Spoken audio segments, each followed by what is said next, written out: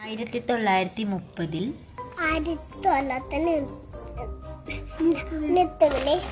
ദണ്ഡിയാത്രയും ഉപ്പ് സത്യാഗ്രഹവും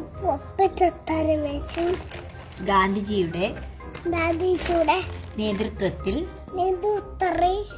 നടന്നു. 1942 കിറ്റിന്റെ സമരത്തിന് നേതൃത്വം നൽകി.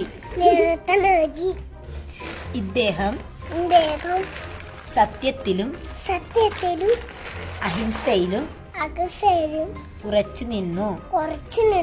5 തവണ കേരളത്തിൽ വന്നിട്ടുണ്ട്. 1948